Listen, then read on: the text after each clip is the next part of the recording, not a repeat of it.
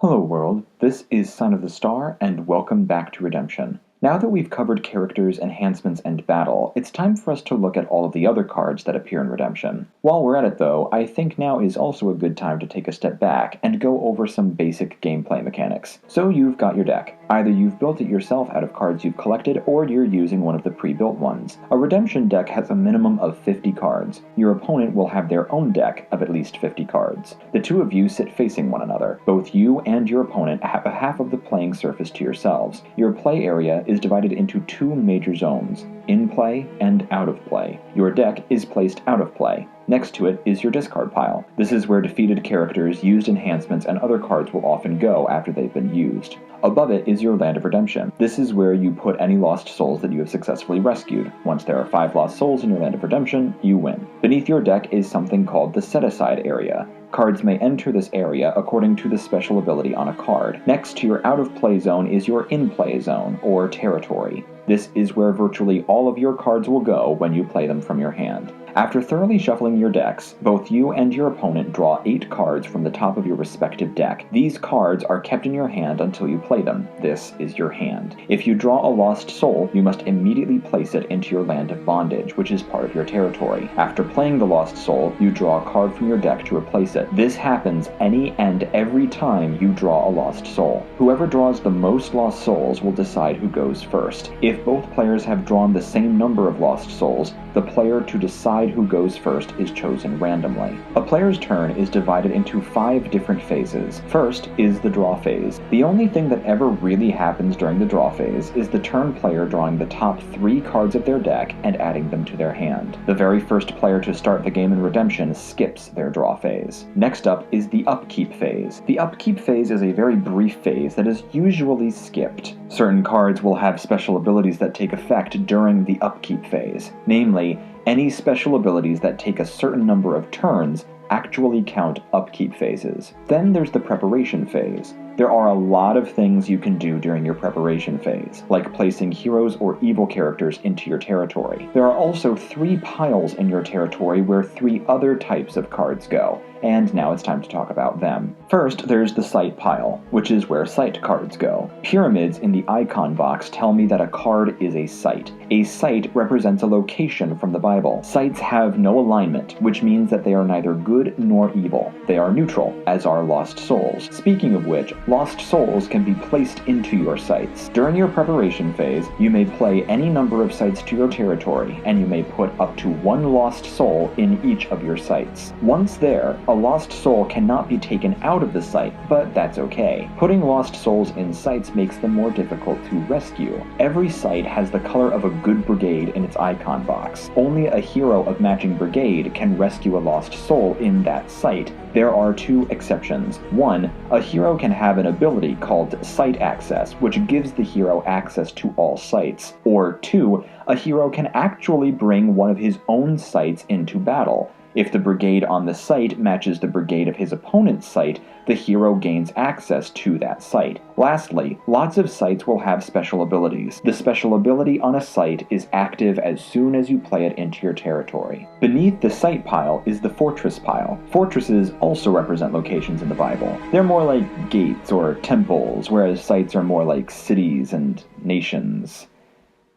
Or something. Yeah, the line between sites and fortresses is pretty vague / not there. Heck, fortresses were initially released as a different kind of site, and there's a site that was reprinted as a fortress, and there's a site that calls itself a fortress. But as soon as you see that building in the icon box, you have a fortress. And while the difference in subject matter between sites and fortresses is vague / not there, the 2 types of cards work very, very differently. For starters, fortresses are either good or evil, but they do not belong to any brigade. Yes, that's the same every brigade rainbow that meant a character or enhancement belonged to every brigade, but on a fortress it's used to distinguish good fortresses and evil fortresses. Every single fortress will have a special ability because they would otherwise be completely useless. Fortresses usually do one of 2 things. They either protect cards in your territory, or they hold stuff. Sites hold lost souls. Fortresses will hold pretty much anything else. If the fortress holds something, it will tell you in the special ability, or, as is the case with more recent cards, in this space under the card art called the identifier bar. The last pile is called the artifact pile. The cup in the icon box tells me that a card is an artifact. Artifacts represent objects from the Bible. Like lost souls and sites, artifacts are neutral. While there is no limit to the number of active characters, sites, and fortresses that you can have in your territory, you are allowed to have only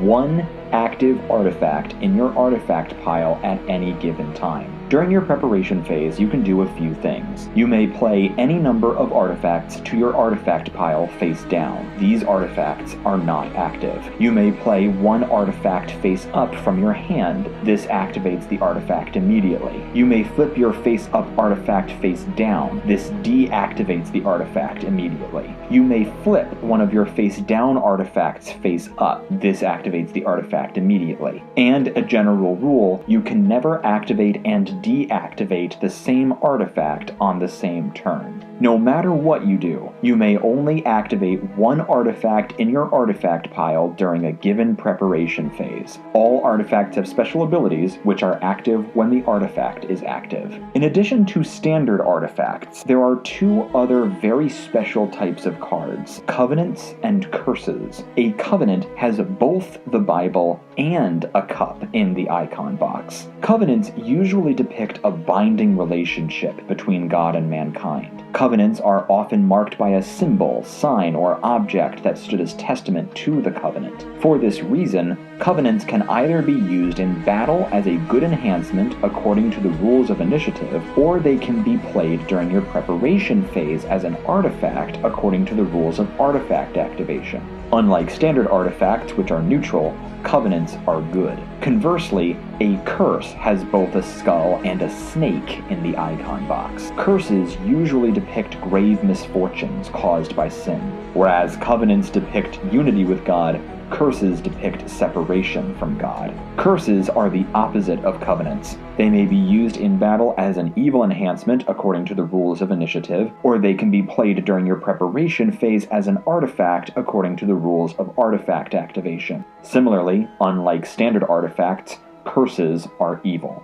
Now, once in a while, there might actually be an artifact that can activate outside of the artifact pile. For example, the good fortress Solomon's Temple says that it holds a certain type of artifact called a temple artifact. The artifact Tables of the Law says that it is a temple artifact, so instead of activating it in my artifact pile, I could activate it in Solomon's Temple instead, even if I already have an active artifact in my artifact pile. As such, during your turn, you are allowed to activate one artifact in each location in your territory in which you could activate an artifact. One last thing before we're done with the preparation phase. Recall that covenants and curses are specialized enhancements that you can choose to use as artifacts instead. If you use them as enhancements, you have to use them in battle, because under normal circumstances, enhancements can only be played during battle according to the rules of initiative. That being said, there are certain kinds of enhancements that you may use either during battle or during your preparation phase. Let's see what those are. If an enhancement has a set-aside ability that targets your own cards, you may use it during your preparation phase. A set-aside enhancement removes a character from play and places it in that set-aside area we talked about before. Set-aside enhancements usually have some sort of ability that triggers after a certain amount of turns, and it usually involves the characters that have been set aside. If an enhancement has a healing ability, you may use it during your preparation phase. A healing ability specifically targets a character that is poisoned, diseased, or being discarded. Poison and disease are conditions in Redemption that typically cause characters to decrease in toughness. You can also use a healing enhancement at the end of battle if your character is being discarded. In order to recognize these kinds of enhancements, you'll have to look closely at their special abilities. Any future cards that set aside or heal will belong to a newer class of enhancement called Territory Class. A Territory Class enhancement has a symbol beneath the icon box depicting a tent and some palm trees. Territory Class enhancements are exactly what they sound like. While you can play them in battle according to the rules of initiative, these enhancements were designed to be played during your preparation phase right into your territory. It's as simple as that. As long as you have a character of matching brigade to use it, you may use set-aside, healing, and territory class enhancements during your preparation phase whenever you want, as often as you want. It is also worth noting that certain characters can also be territory class. This means that their special abilities are active as soon as they enter your territory, unlike regular characters whose special abilities only activate when they enter battle. There is one other class of enhancement that can be played during your preparation phase. Certain characters will have a shield icon beneath their icon box with the left-hand side lit up. This is called a warrior class character. Conversely, certain enhancements will have the same shield icon with the right-hand side lit up. This is called a weapon class enhancement. A weapon class enhancement may be placed on a warrior class character of matching brigade during your preparation phase. The special ability on the weapon is not active. Instead, weapons behave very similarly to regular enhancements, with two major differences. First, if you play a weapon during your preparation phase, you forego the rules of initiative. The weapon's ability activates like any other enhancement as soon as it enters battle, but it gets to enter battle immediately as soon as your character does. Secondly, while regular enhancements are discarded after battle, warriors keep their weapons. A warrior exiting battle gets to keep his weapon and use it again in future battles. Any given warrior may hold one weapon at a time. So all of that is your preparation phase. When you're done, you move into your battle phase by presenting a hero to make a rescue attempt, and we already know what happens after that. Of course, you can totally skip right over your battle phase if you don't feel like making a rescue attempt. There is one last phase to close out your turn, the discard phase. The discard phase is almost identical to the preparation phase. You can play characters, sites, fortresses, artifacts, and enhancements as you would during your preparation phase. There are three major differences. Number 1, you cannot put any lost souls into sites. Number 2, you cannot activate or deactivate any artifacts. Play new ones face down all you want. You cannot activate any new ones or deactivate any old ones. Period. Number 3, your turn does not end until your hand has 8 or fewer cards in it. If you have more than 8, you must discard cards from your hand directly to your discard pile until your hand has exactly 8 cards. Once all of that is done, it's your opponent's turn, and they will follow the same 5 phases in the same order. Draw phase, upkeep phase, preparation phase, battle phase, and discard phase. That is how you play Redemption. But there is one last type of card that we have to look at. The single most powerful type of card in the entire game. The Dominant. Dominants are either good or evil. Good dominants depict the Paschal Lamb in the icon box. Evil dominants depict the Grim Reaper. Dominants can be played at any time during the game. Any time.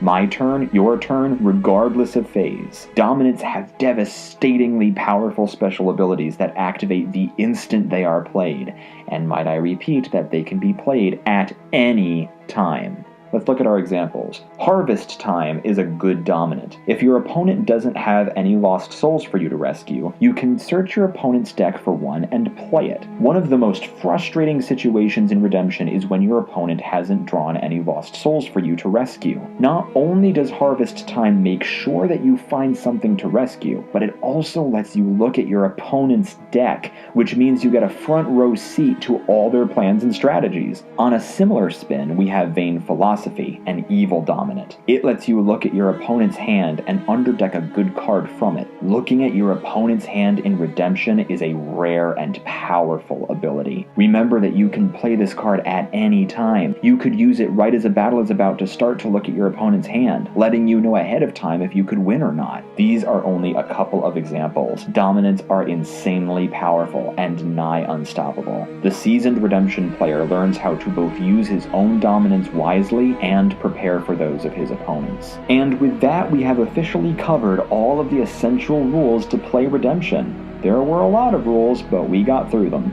That leaves just one more thing.